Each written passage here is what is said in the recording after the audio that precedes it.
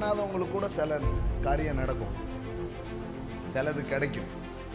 ஆனால் அது தேவனுக்கு முன்பாக காரியங்களை சரியாய் செய்து பெற்றது போக மிச்ச மீதி தான் கிடைக்கும்.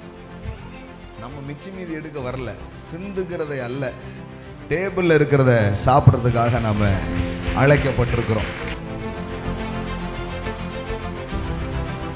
நான் சொல்கிறேன், நீங்கள் சிறந்தவைகளுக்காய் சிருஷ்டிக்கப்பட்டவர்கள், நீங்கள் மேலானதற்காக உண்டாக்கப்பட்டவர்கள்.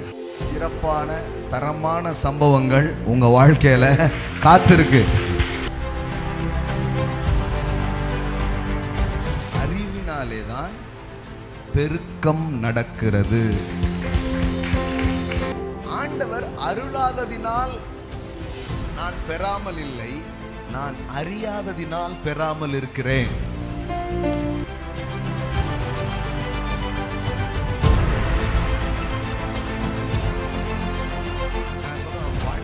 மாறணும்னா முதல்ல அவரை பற்றி அறிவு, நல்ல அறிவு உள்ள வரணும். Have a good opinion about our daddy God. Your revelation level is determined your receiving level. எப்பவுமே உள்ள வந்தா வெளியில வரும். வானம் எங்க இருக்கும்? வழக்கமா பூமிக்கு மேல. ஆனா காஸ்பல் வந்துச்சுன்னா வானம் பூமியின் மேல் இருக்கும்.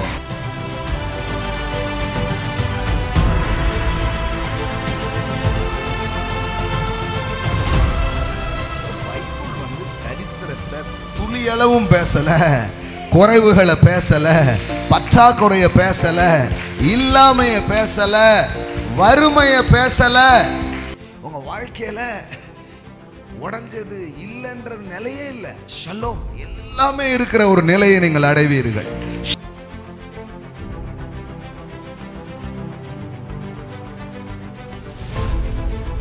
தரித்திரம் இந்த மண்ணில் இல்லை, தரித்திரம் நம் மனங்களில் இருக்கிறது. Poverty is not in this world, poverty is in our mind.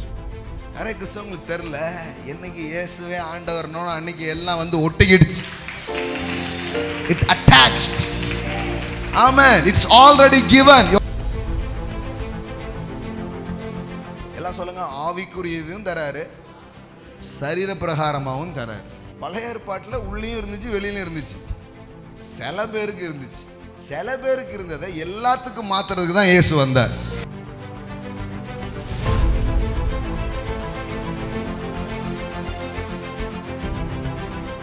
உங்க பேக்ரவுண்டு என்ன வேணாலும் இருக்கலாம், உங்க பின்னணி எதுவா இருந்தாலும் உங்களை முன்னணியில நிறுத்துகிற தேவன் ஒருவர் இருக்கிறார். Believe. It's not religious message. Amen. It's a reigning message. Amen. இது ஆளும் செய்தி.